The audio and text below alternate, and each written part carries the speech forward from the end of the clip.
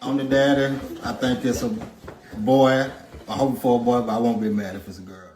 Never would I thought he would hurt her, because he wasn't like that. He wouldn't. He coddled children. He coddled pets. He wasn't hurt. And I'm not trying to make him a saint. I'm just telling you the way he was. For a while, Jawan Taylor looked like a man who had escaped the chaos that trapped so many others. He bred and sold exotic pit bulls, ran his own business, and spent his days building his social media presence one post at a time. On July 24, 2024, he proudly celebrated what he believed was the perfect life: his own house, his own money, his own business, and no children. While other people were drowning in relationship drama, co-parenting battles, and financial headaches, Jawan was sitting on his patio with a cup of coffee thanking God for peace. After losing his grandmother in 2019 and struggling through periods of grief, solitude had become his safe place. Then Briuna Hartry entered his life. Bree came with an 11-year-old son, but Jawan appeared willing to embrace the responsibilities that came with dating a mother. For the first time in a long time, the future seemed to offer more than just survival.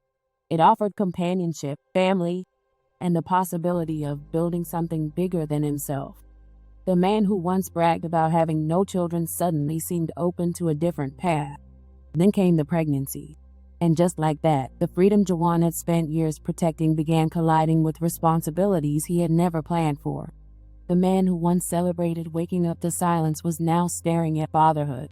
The backyard, the coffee, and the peace he treasured so much were still there, but life was no longer moving in the direction he had imagined.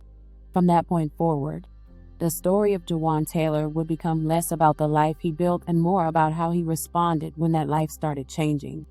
Welcome to the American Crime Femicide channel. Please like, share, subscribe, and hit the notification bell for future uploads. Unlike Jawan, Briona was the kind of person who never seemed to meet a stranger. While some people recharge in isolation, Hartry drew energy from the people around her. A quick look through her social media painted the picture of a woman who was constantly surrounded by family, friends, co-workers, and members of her community. Whether she was attending gatherings, celebrating milestones, or simply spending time with loved ones, she appeared to genuinely enjoy being connected to others. That same spirit is what led her into the healthcare field. Helping people wasn't just a job for Briona, it was part of her identity. Co-workers described her as kind, dependable, and easy to work with. Family members remembered her as someone who would show up whenever she was needed. She wasn't the loudest person in every room, but she had the kind of warmth that naturally drew people toward her. More than anything, Briona loved being a mother. Her son was the center of her world. Throughout her social media, there were countless reminders that he wasn't just her child, he was her purpose. Like most proud parents, she documented his growth, his accomplishments, and the everyday moments that made motherhood special. The two shared a close bond that was obvious to anyone paying attention. Briona wasn't simply raising a son. She was raising a young man she hoped would someday exceed every dream she had for him. For years, that relationship was the foundation of her life. Then Jawan entered the picture. At first, their relationship appeared to be exactly what both of them needed. Jawan brought a calmer energy, while Briona brought warmth and companionship. Friends and family watched the relationship develop, and from the outside looking in, everything seemed normal. The couple spent time together, attended family events, and became increasingly involved in each other's lives. Briona's family welcomed him. His family welcomed her. It looked like two adults building something meaningful together. Then they learned they were expecting a child. For Briona, the news was exciting. She had already experienced motherhood once, and now she was preparing to start over with a new chapter. Family members say she desperately wanted a daughter. In her mind, she wasn't just growing a family. She was creating a future. The timing felt even more special because one of her closest friends was pregnant at the same time. Together, they documented their journeys through maternity photos, social media posts, and shared excitement about becoming mothers again. The photos from that period tell a story that now feels heartbreaking to revisit. Then came the gender reveal. I'm the mama. I think it's a boy, but I'm praying for a girl. If it's a boy, party over. No, they know. I'm the child, and I think brother. it's a boy. I'm the brother, and I think it's a boy. And if it's a boy, I'm gonna go outside and do a front. I'm the daddy. I think it's a boy. I hope for a boy, but I won't be mad if it's a girl. I think it's a girl. It ain't gonna be a girl. It's gonna be a boy. I'm the daddy. I think it's a girl. I'm the grandma, and I know what it is, so I can't stop. I'm the auntie, and I say teen girl. Go ahead. I'm your godmom, and I think you are a girl. What do I say? I'm the cousin, and I think you're a boy. I'm the uncle, and I think it's a girl. I'm the auntie and I think you're a boy. I'm the great grandmother, and I think it's a girl and a boy. Okay. Open it. Open it. Hold on. What? It's a girl. Two things. What I do now? Pull it out. Pour it in. Yeah, pour that out and spray.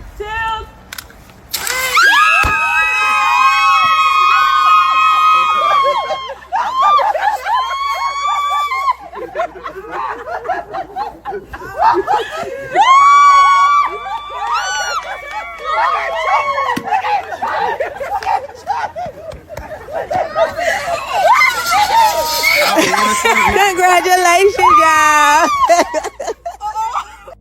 For Briona, it was one of the happiest moments of her life. Surrounded by loved ones, she learned she was getting exactly what she had hoped for, a little girl. After months of anticipation, God had seemingly answered her prayers. Family members celebrated. The photographs from that day captured what appeared to be pure joy. But social media has always had one major flaw, because while Briona was publicly celebrating motherhood, privately she was becoming increasingly concerned about the man standing beside her. According to relatives, Taylor's behavior began changing dramatically during the pregnancy. The laid-back businessman who once bragged about peace, solitude, and stability was becoming erratic. Family members described periods of anger, emotional instability, paranoia, and increasingly irrational behavior. The changes weren't subtle. The people closest to him could see something was wrong. Unfortunately, Briona could see it too. As the weeks passed, she reportedly became concerned not only for herself, but for her unborn daughter. The excitement surrounding the pregnancy was now sharing space with anxiety. Family members urged her to leave. Friends warned her to prioritize her own safety. The advice was simple: protect yourself and protect your baby. But Briona struggled with that decision. Part of it was loyalty. Part of it was compassion. And part of it was the belief that if someone you love is suffering, you don't walk away when things become difficult. Taylor's aunt, Jane, later recalled conversations she had with Hartry during this period. She encouraged Briona to focus on herself and her pregnancy. But Bree resisted the idea of leaving. According to family members, she worried that abandoning Jawan during his darkest moments would only make things worse. She didn't want him to feel alone. She didn't want him to believe everyone had given up on him. In many ways, Briona approached Taylor's mental health struggles the same way she approached everything else in her life, with compassion. The problem is that compassion is not a substitute for safety, and love is not a treatment plan. While Briona was trying to support Jawan, his condition appeared to be deteriorating. His social media posts became increasingly concerning. Family members describe a man who seemed trapped inside a downward spiral he couldn't control. He sought help. He contacted police. He reached out to healthcare providers. He posted prayers online. He publicly acknowledged that something was wrong. At one point, Jawan wrote a Facebook prayer asking God to remove the pain and anger from people who were suffering. Relatives say he also sought treatment at hospitals and attempted to access mental health services.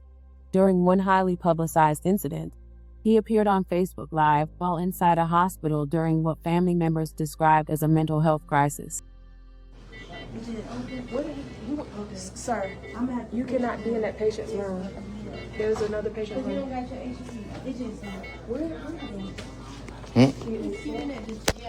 Well, he turned it over to I'm Jane. looking because that looks like my mom. That's not common. So, And that's true. That's another patient. So step behind the curtains and not be in her business.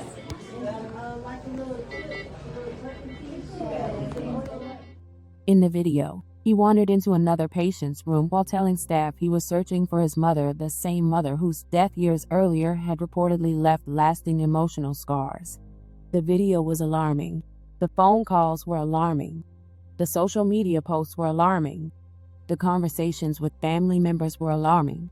Everything about the situation suggested a man in crisis. Yet despite the warning signs, despite the visible deterioration, and despite repeated attempts to seek help, the crisis continued. Family members say Jawan later called relatives expressing feelings of hopelessness and isolation. One conversation reportedly included him saying he didn't know how much longer he could remain strong on his own. According to relatives, there were encounters with law enforcement, hospital visits, and efforts to connect him with treatment. Still, nothing seemed capable of stopping the downward trajectory. Then came June 19. By that point, months of excitement had transformed into months of fear. The family that had once been preparing for a newborn baby was now navigating a growing mental health emergency.